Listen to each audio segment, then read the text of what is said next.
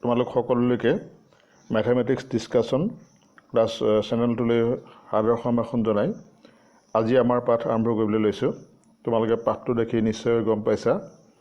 এই পাঠটো হ'ল ত্ৰিকোণমিতিক পৰিচয়। যেহেতু ইয়াৰ আগৰ পাঠত আমি স্থানাংক জ্যামিতিৰ সম্পূৰ্ণ অধ্যায় শেষ হৈছে, গতিকে আজিৰ পৰা আমি ত্ৰিকোণমিতিক পৰিচয় পাঠবিলাক আৰম্ভ কৰিবলৈ লৈছো। এইটো এটা বৰ ত্ৰিকোণমিতিক যেটো পৰিচয় বা ত্ৰিকোণমিতিক যেটো প্ৰয়োগ, এই পাঠটো বৰ ৰসাল আৰু যদি তাক আমি আয়ত্ত কৰিব পাৰোঁ তেতিয়াহ'লে ই এটা বৰ ৰসাল বিষয় হিচাপে পৰিগণিত হ'ব। আৰু বহুত সংখ্যক ছাত্ৰ ছাত্ৰীয়ে আমাৰ যেটো অভিজ্ঞতাৰ ফালৰ পৰা কৈছোঁ যে বহুত সংখ্যক ছাত্ৰ ছাত্ৰীয়ে এই অধ্যায়টো জটিলো পায়, কিন্তু জটিল পাবলগীয়া একো নাই। এই অধ্যায়টো মাথোঁ তাৰ যিখিনি প্ৰাথমিক জ্ঞান, এই প্ৰাথমিক জ্ঞানখিনি আয়ত্ত কৰিব পাৰিলে এই অধ্যায়টো আমাৰ বাবে অতি সহজ আৰু ৰসাল অধ্যায় হিচাপে পৰিগণিত হ'ব। গতিকে এই পাঠটো অধ্যয়ন কৰিবলৈ যাওঁতে আমি ত্ৰিকোণমিতি শব্দটোৰ অৰ্থ কি, অৰ্থাৎ এই ত্ৰিকোণমিতি শব্দটো এই অৰ্থটো আমি প্ৰথম বাছি লওঁ। এই শব্দটোৰ অৰ্থ হ'ল ত্ৰিকোণমিতি ত্ৰিগণমেট্ৰিয়া, অৰ্থাৎ ইয়াত ত্ৰিগণ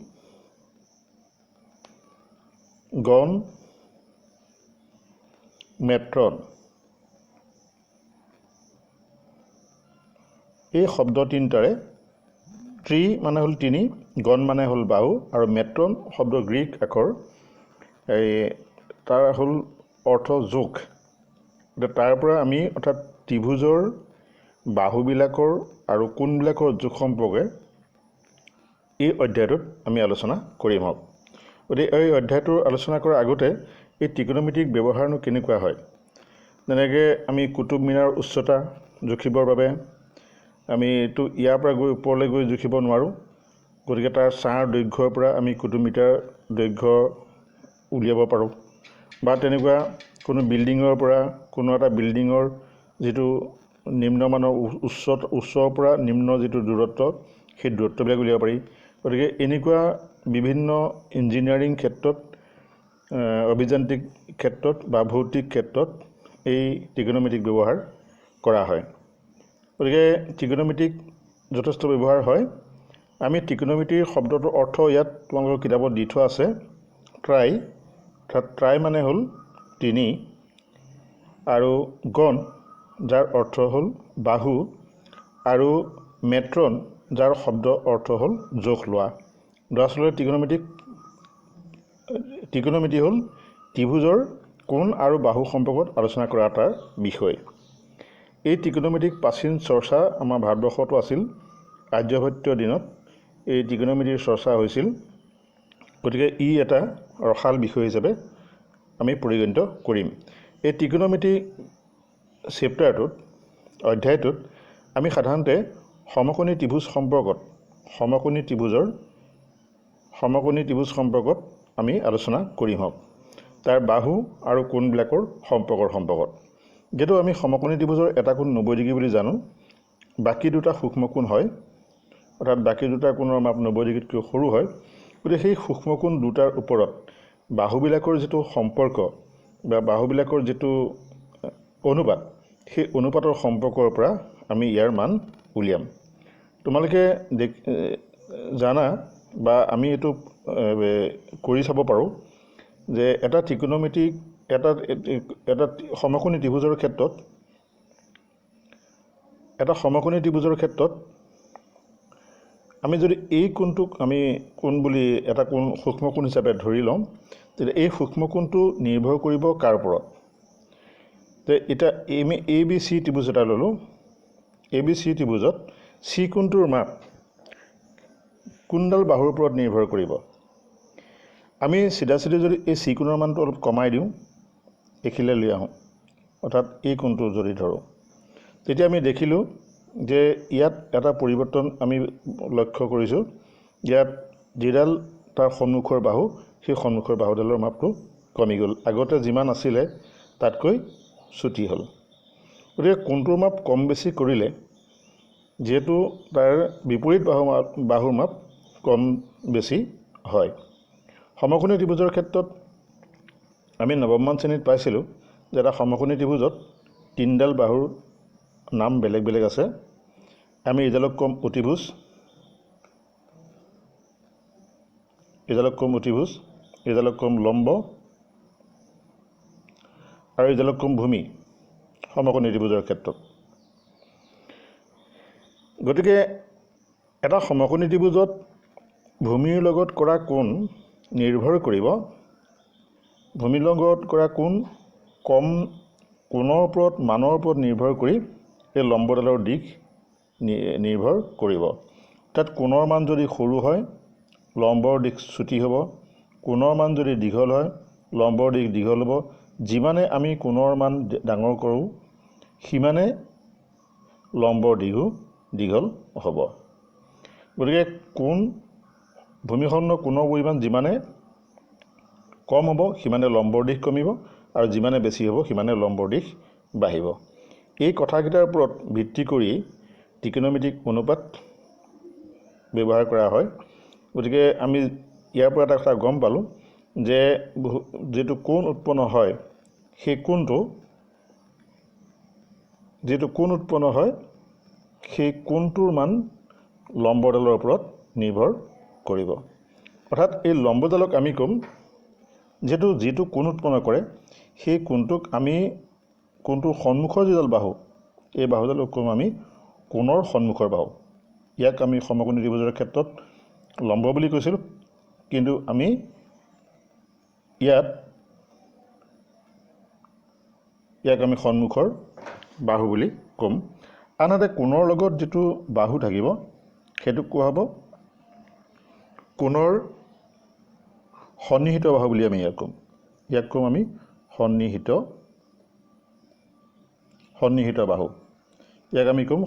বাহু। গতিকে ইয়াত আমি বাহুবিলাকৰ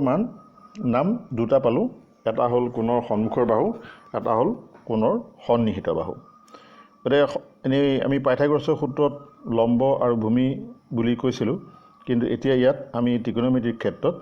ইয়াক আমি দুটা নাম দিম, এটা হ'ল সন্মুখৰ বাহু কোণৰ আৰু আনটো হ'ল কোণৰ সন্নিহিত বাহু। গতিকে আমি তেনেদৰে যদি আগবাঢ়োঁ তেতিয়াহ'লে আমি কোণটোৰ এইটো ত্ৰিভুজ তোমালোকৰ কিতাপত দি থোৱা আছে চিত্ৰটো। এই সমকোণী ত্ৰিভুজৰ ক্ষেত্ৰত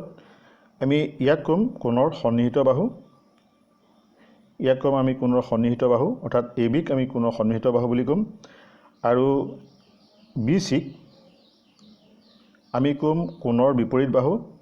আৰু এ চিক ক'ম অতিভুজ। সেইটো হ'ল এ কোণৰ সাপেক্ষে। যদি চি কোণৰ সাপেক্ষে আমি কৰোঁ, এংগুল চিৰ সাপেক্ষে যদি ধৰোঁ, তেতিয়াহ'লে সন্মুখৰ বাহুটো বদলি হ'ব। কাৰণ আমি যদি চি কোণৰ কথা কওঁ,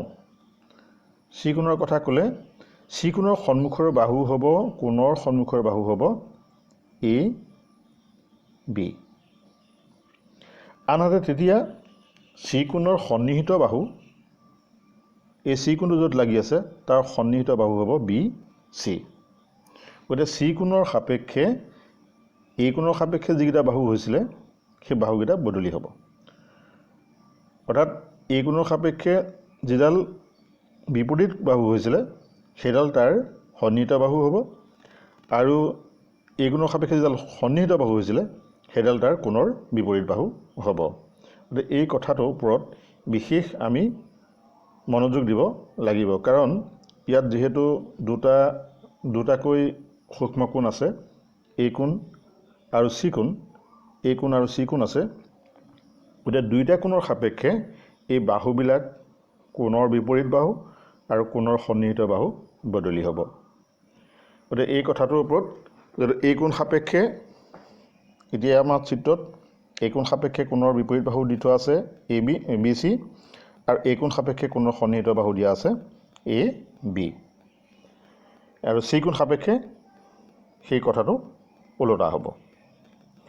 এতিয়া আমি এই কথাখিনিৰ পৰা কেইটামান ত্ৰিকোণমিতিক অনুপাত উলিয়াওঁ যে এই কোণ সাপেক্ষে যিকেইটা কোণৰ বিপৰীত বাহু আছিলে আৰু কোণৰ সন্নিহিত বাহু আছিলে সেই বাহুকেইটাৰ সম্পৰ্কক লৈ কিছুমান অনুপাত উলিয়াব পাৰি। আমি আগতে কৈ আহিছোঁ যে এই কোণটোৰ মানৰ ওপৰত নিৰ্ভৰ কৰি যিহেতু বাহুবিলাকৰ দৈৰ্ঘ্যৰ পৰিৱৰ্তন হয়, গতিকে সেই কথাটোৰ ওপৰত ভিত্তি কৰি আমি কিছুমান ইয়াত অনুপাত উলিয়াম।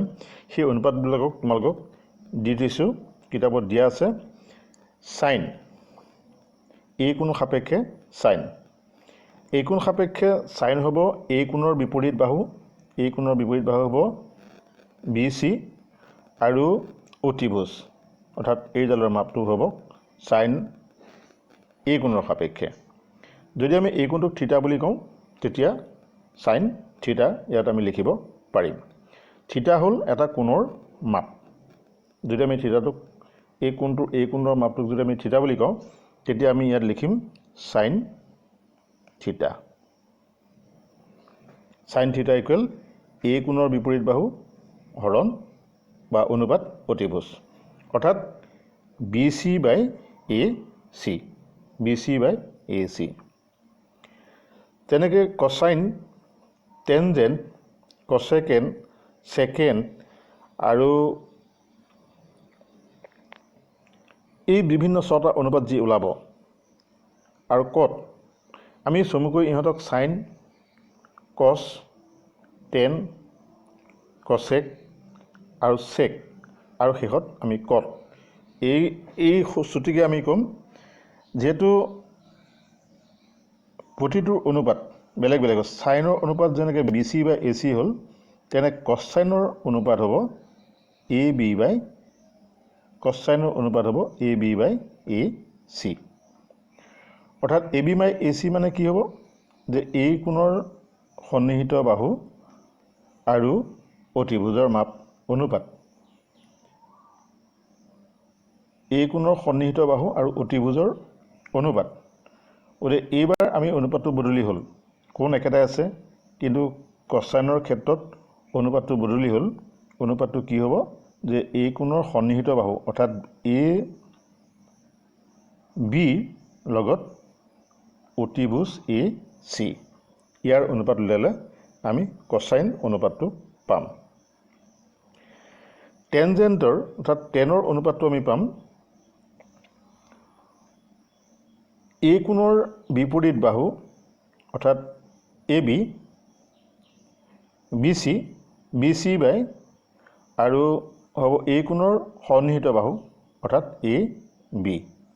তাত BC বাই AB কৰিলে আমি পাম টেনজেণ্ট।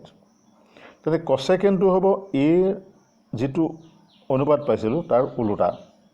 তো এই যিটো অনুপাত পালোঁ BC বাই AC তাৰ ওলোটা হ'ব। গতিকে অতিভুজ ইয়াত আছিলে এই কোণৰ বিপৰীত বাহু হৰণ অনুপাত অতিভুজ, এতিয়া অতিভুজ অনুপাত এই কোণৰ বিপৰীত বাহু, অৰ্থাৎ আমি তাৰ ওলোটাটো লিখিলে AC বাই BC, এই কছেকৰ। তেনে এই ছেকৰ মানটো হ'ব AC বাই AB, AC মানে হ'ল অতিভুজ আৰু এই কোণৰ বিপৰীত বাহু, ই হ'ল কছাইনৰ ওলোটা, অৰ্থাৎ আমি যিটো অনুপাত পাইছিলোঁ আগত কছাইনৰ, এই কছাইনৰ অনুপাতটোৰ ওলোটা হ'ব। গতিকে কট এই কোণৰ কট সাপেক্ষে মান হ'ব টেনৰ ওলোটা, এই অনুপাতটোৰ ওলোটা হ'ব, অৰ্থাৎ এই কোণৰ বিপৰীত বাহুটো অনুপাত তলত বহিব আৰু এই কোণৰ সন্নিহিত বাহুটো ওপৰত বহিব। গতিকে আমি এই ছটা ত্ৰিকোণমিতিক অনুপাত কটৰ অনুপাতটো হ'ব টেনৰ ওলোটা, গতিকে আমি কটৰ অনুপাতটো লিখিব পাৰিম AB বাই BC। এতিয়া তোমালোকে এই অনুপাত ছটা মনত ৰাখিব লাগিব, যিহেতু আমি পিছত অংক কৰোঁতে এই অনুপাতকেইটাৰ প্ৰয়োজন হ'ব। এতিয়া তোমালোকে অনুপাতকেইটা মনত ৰাখিবা যে আমি বিপৰীত বাহু আৰু সন্নিহিত বাহু আৰু অতিভুজৰ সম্পৰ্কক লৈ, মুঠতে তিনিটা বাহুৰ সম্পৰ্কক লৈ আমি এটা সূক্ষ্ম কোণ সাপেক্ষে এই অনুপাতবিলাক উলিয়াব লাগিব। তাত অনুপাতটো যদি এ কোণ সাপেক্ষে উলিওৱা হয় তেতিয়াহ'লে তেনেকুৱা হ'ব আৰু চি কোণ সাপেক্ষেও একেখিনি কথাই থাকিব মাথোন তাত বাহুবিলাক বদলি হ'ব যিটো কোণৰ বিপৰীত বাহু আছিলে সি হ'ব সন্নিহিত বাহু আৰু যি সন্নিহিত বাহু আছিলে সি হ'ব বিপৰীত বাহু গতিকে আমি এই ত্ৰিকোণমিতিক অনুপাতবিলাক মনত ৰাখিব লাগিব এতিয়া আমি এটা পৰীক্ষা কৰি চাওঁ যে এই কোণৰ মান যেহেতু আমি পালোঁ যে অতিভুজৰ বিপৰীত বাহুৰ ওপৰত নিৰ্ভৰ কৰে কোণৰ বিপৰীত বাহুৰ ওপৰত এই কোণটোৰ মান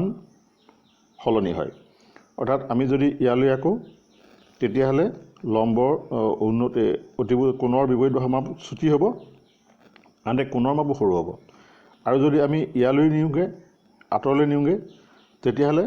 আমি দেখিলোঁ এই কোণৰ মাপটো বাঢ়ি যাব আৰু কোণৰ বিপৰীত বাহুৰ মাপো বাঢ়ি যাব গতিকে এই কথাটোৰ ওপৰত ভিত্তি কৰি আমি এটা পৰীক্ষা কৰি চাওঁ যে কোণৰ মানবিলাক কেনেকৈ নিৰ্ভৰ কৰে নে নকৰে আমি একেটা কোণ সাপেক্ষে আমি কেইবাটাও বিন্দুত যিকেইডাল সন্মুখৰ বাহুডাল আমি অংকন কৰি লৈছোঁ এডাল AM এডাল হ'ল CB এতিয়া আমি দেখিছোঁ যে এই দুইটা ত্ৰিভুজ আমি এটা AQ এডাল ৰেখাখণ্ডত আমি AQ ৰেখাখণ্ডত আমি দুটা বিন্দু ল'লোঁ এটা P তিনিটা বিন্দু ল'লোঁ এটা P বিন্দু এটা C বিন্দু এটা Q বিন্দু তিনিটা বিন্দুৰ পৰাই ANৰ ওপৰত ক্ৰমে আমি তিনিডাল লম্ব টানিলোঁ AM লম্ব টানিলোঁ CB লম্ব টানিলোঁ আৰু QN লম্ব টানিলোঁ এতিয়া যেহেতু লম্ব টানিলোঁ এতিয়া আমি ত্ৰিভুজকেইটা আমি যদি লক্ষ্য কৰি ইয়াত কেইবাটাও ত্ৰিভুজ উৎপন্ন হ'ল এটা হ'ল APM ত্ৰিভুজ এটা হ'ল ACB ত্ৰিভুজ এই দুটা ত্ৰিভুজ আমি ত্ৰিভুজ দুটা প্ৰথম সদৃশ কৰিবলৈ চাওঁ এই ত্ৰিভুজ দুটা সদৃশ হ'ব নে নহয় এটা ত্ৰিভুজ হ'ল APM যেহেতু এই দুইটা ত্ৰিভুজতে এই কোণটো APMটো আছে আৰু ACBটো আছে গতিকে দুইটা ত্ৰিভুজতে সেই এই কোণটো আছে আৰু আমি লক্ষ্য কৰোঁ যে যেহেতু আমি লম্ব টানিছোঁ AM লম্ব CB গতিকে ইয়াত প্ৰত্যেকতে কি হৈছে 90 ডিগ্ৰী কোণ উৎপন্ন হৈছে গতিকে ত্ৰিভুজ দুটা APM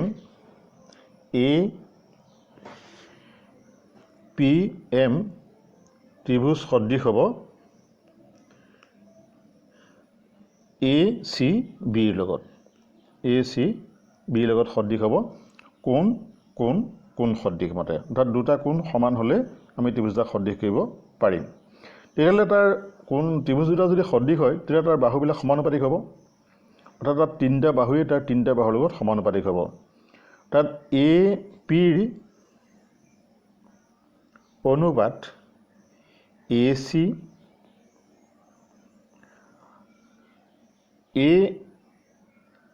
AMৰ অনুপাত AB আৰু PCৰ অনুপাত BC হ'ব তাত এই অনুপাতবিলাক সমান হ'ব গতিকে আমি দেখিলোঁ যে ত্ৰিভুজ দুটা সদৃশ হোৱাৰ কাৰণে এই অনুপাতটো সমান হ'ব কাৰণ আমি আগতে পাই আহিছোঁ সদৃশ ত্ৰিভুজৰ অধ্যায়টোত আমি পাই আহিছোঁ যে অনুপাত যদি দুটা ত্ৰিভুজ সদৃশ হয় তেতিয়াহ'লে বাহুবিলাক সমানুপাতিক হয় গতিকে আমি ইয়াৰ পৰা এটা মান উলিয়াবলৈ চাওঁ যে এই কোণ সাপেক্ষে ছাইনৰ মান কিমান হয় প্ৰথম আমি সৰু ত্ৰিভুজটোৰ ক্ষেত্ৰত চাওঁ সৰু ত্ৰিভুজটোৰ ক্ষেত্ৰত আমি ছাইনৰ মান চাওঁ ইয়াত হ'ব PM/AP অৰ্থাৎ সন্মুখৰ বাহু হৰণ অনুপাত অতিভুজ গতিকে আমি ছাইন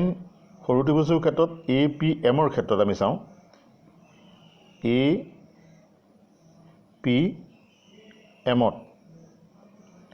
APMত যদি চাওঁ আমি ছাইন A কোণ ছাইন A sin a মান আমি পাম pm by AP তে ডাঙৰ ত্ৰিভুজটোৰ ক্ষেত্ৰত আমি যদি চাওঁ C ত্ৰিভুজ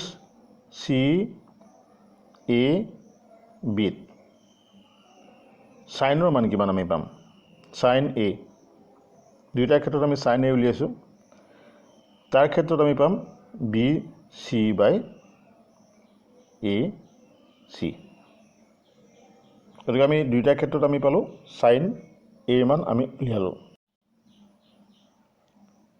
গতিকে আমি এই যিটো অনুপাত লিখিছিলোঁ তাৰ অনুপাতটো যদি আমি মাজৰটো ব্যৱহাৰ নকৰি তাত এই মাজৰটো ব্যৱহাৰ নকৰি এই দুটা অনুপাতৰ পৰা আমি ব্যৱহাৰ কৰিবলৈ লওঁ তেতিয়া আমি কি দেখিম যে AP is to AC divided by is equal PM is to BC এতিয়া আমি এটা পৰিৱৰ্তন কৰোঁ আমি পৰিৱৰ্তন কৰোঁ বেলেগ এটা যে AP টোক আমি ইয়ালৈ লৈ আহিলোঁ আৰু BC টোক এইফালে লৈ গ'লোঁ তেতিয়া আমি অনুপাতটো কেনেকৈ লিখিব পাৰিম যে BC is to AC আৰু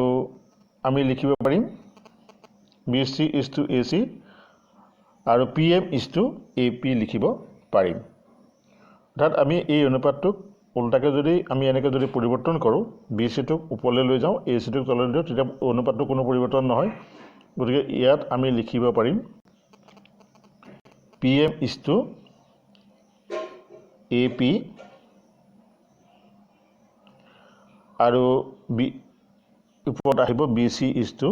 AC যেহেতু আমি সদৃশৰ পৰা এই অনুপাতটো উলিয়ালোঁ তেতিয়াহ'লে আমি প্ৰথম ক্ষেত্ৰত আমি ত্ৰিভুজ APM ত sin A মান যিমান পাইছিলোঁ দ্বিতীয় ক্ষেত্ৰত ত্ৰিভুজ CAB টো আমি একেটা অনুপাতেই পালোঁ অৰ্থাৎ সাইনৰ মান কোনো পৰিৱৰ্তন নহয় অৰ্থাৎ ত্ৰিভুজবিলাক ডাঙৰ হ'লেও এই ত্ৰিকোণমিতিক অনুপাতৰ মান কোনো পৰিৱৰ্তন নহয় ত্ৰিভুজ ডাঙৰ হওক বা সৰুৱে হওক ত্ৰিকোণমিতিক অনুপাতৰ কোনো পৰিৱৰ্তন মানৰ কোনো পৰিৱৰ্তন নহয় মাথোন পৰিৱৰ্তন হয় যদি কোণটোৰ পৰিমাণ বেলেগ হয় এই যেটো সূক্ষ্ম কোণৰ পৰিমাণ তাৰ মানৰ ওপৰত নিৰ্ভৰ কৰি বাহুবিলাকৰ জোখ নিৰ্ভৰ কৰিব গতিকে এইখিনি হ'ল মূল কথা জানিবলগীয়া কথা ইয়াৰ পিছতে আমি ত্ৰিকোণমিতিক অনুপাতৰ সম্পৰ্কত কেইটামান আমি সূত্ৰ কিতাপত দি থোৱা আছে সেই সূত্ৰবিলাকৰ বিষয়ে আলোচনা কৰোঁ আমি সূত্ৰবিলাক উলিয়াবলৈ যাওঁতে ইয়াত যেহেতু অতিভুজ কোণৰ বিপৰীত বাহু আৰু কোণৰ সন্নিহিত বাহু এইকেইটাক আমি সমকোণী ত্ৰিভুজৰ যদি মান লৈ লওঁ তেতিয়াহ'লে আমি ইয়াক সমকোণী ত্ৰিভুজৰ মতে ইয়াক আমি ক'ব পাৰিম P আৰু AC ক'ব পাৰিম H অৰ্থাৎ হাইপোটেনিছ আৰু এই কোণ AB বাহুক আমি ধৰিব পাৰিম B এই বুলি ক'ব পাৰিম আমি সেই অনুসৰি ত্ৰিকোণমিতিক অনুপাতবিলাক প্ৰথম লিখি লৈছোঁ sin থিটা য'ত আমি থিটা কোণটোত কৈছোঁ যে এই কোণটোক আমি থিটা বুলি কৈছোঁ তাত এই কোণটোক আমি থিটা বুলি কৈছোঁ তেতিয়াহ'লে আমি এনেকুৱা ত্ৰিকোণমিতিক অনুপাতবিলাক পাম sin থিটা মানে BC আমি যেহেতু আগত উলিয়াই থৈছোঁ তাত P by H cos থিটা হ'ল B by H tan থিটা হ'ল P by B আৰু cosec থিটা মান হ'ল H by P sec থিটা মান H by B আৰু cot থিটা মান হ'ল B by P গতিকে এই ত্ৰিকোণমিতিক অনুপাতখিনি যেহেতু আমি আগত আলোচনা কৰি আহিছোঁ এতিয়া আমি মাত্ৰ এই মানখিনিহে তোমালোকক ইয়াৰ লগত চিনাকি কৰি দিছোঁ যেহেতু আমি এইখিনি মান আগতে ইয়াত আমি ক্ষেত্ৰত সন্মুখৰ বাহু আৰু সন্নিহিত বাহুৰ কথাহে কৈছিলোঁ এই লম্ব আৰু ভূমিৰ কথা কোৱা নাছিলোঁ গতিকে আমি সমকোণী ত্ৰিভুজৰ লগত ইয়াক কম্পেয়াৰ বা মিলাই যদি চাওঁ তেতিয়াহ'লে এনেকুৱা হ'ব এতিয়া আমি এই ত্ৰিকোণমিতিক অনুপাতবিলাকৰ সম্পৰ্কৰ পৰা যে আমি কেনেকৈ সম্পৰ্ক উলিয়াব পাৰোঁ সেই সম্পৰ্কে চাওঁ আমি যেহেতু sin থিটা মান পালোঁ P by H আমি তাক 1/, যদি কৰোঁ 1/, যদি কৰোঁ তেতিয়াহ'লে আমি কি দেখিবলৈ পাম যে 1/, কৰিলে এই অনুপাতটো এই যিটো অনুপাত সেই অনুপাতটো লুটি খাব তেতিয়াহে আমি আচলতে যদি এইটো হৰণ আছে যদি লুটিয়াই দিওঁ তেতিয়া পিটো ওপৰলৈ যাব এইচটো তললৈ আহিব গতিকে একেটাই থাকিব কিন্তু h/p এই অনুপাতটোক আমি কি বুলি ক'ব পাৰোঁ h/p অনুপাতটোক আমি ক'ব পাৰোঁ cosec θ যেহেতু আমি আগত পাই আহিছোঁ h/p অনুপাতটোক আমি cosec θ ক'ব পাৰোঁ গতিকে sin θ is equal 1/cosec θ sin θ ৰ মানটো কিমান হ'ব 1/cosec θ আমি সাইনৰ অনুপাতটোকে ল'লোঁ অনুপাতটোক আমি 1/, কৰিলোঁ 1/, কৰাত অনুপাতটো সলনি হ'ল আৰু সেই 1/, কৰাতে আমি গম পালোঁ তাৰ মানটো হ'ব cosec θ গতিকে cosec θ আমি যদি এই মাজৰ মানখিনি নাই বুলি ধৰি লওঁ তেতিয়া sin θ ইকুৱেল 1/cosec θ গতিকে sin θ into cosec θ is equal আমি এইটো যদি ইফালে পূৰণ কৰি দিওঁ ইয়াত 1ৰ তলত 1 এটা আছে সাইনৰ তলত 1 এটা আছে 1/cosec গতিকে 1 পূৰণ কৰিলোঁ sin cosec পূৰণ কৰিলোঁ তেতিয়া sin into cosec is equal কিমান হ'ব 1 গতিকে সেইটো এটা সূত্ৰ গতিকে আমি এইটো লিখিব পাৰিম যে sin into cosec θ is equal 1 এইটো এটা আমি ফল বুলি ধৰি ল'ব পাৰিম তেনেকৈ cosec θ ৰ মানো আমি আগৰ দৰেই কৰিলোঁ যেহেতু b/h আছিলে তেতিয়া 1/h/b কৰিলোঁ তেতিয়া এই মানটোক আমি মান পাম যেহেতু তাৰ আগত অনুপাতটো আমি উলিয়াই থৈছোঁ cosec θ পাম গতিকে এই অনুপাতটোতো আমি cosৰ তলত 1 আৰু 1ক পূৰণ কৰিলোঁ cosec পূৰণ কৰিলোঁ গতিকে cosec পূৰণ কৰিলে তাৰ মানটো হ'ব 1 এইটো এটা সূত্ৰ এইটো এটা আমি ফল হিচাপে ধৰিব পাৰিম গতিকে আমি ইয়াক cos into sec θ is equal 1 তেনেকৈ cot আৰু tan θ ইজ ইকুৱেল 1 হ'ব ইয়াৰ বাহিৰেও আৰু এটা ত্ৰিকোণমিতিক অনুপাত আছে সেই অনুপাতটো মই তোমালোকক লিখি দিছোঁ সেইটো হ'ল tan আৰু cotৰ সম্পৰ্ক tan θ মান হ'ব tan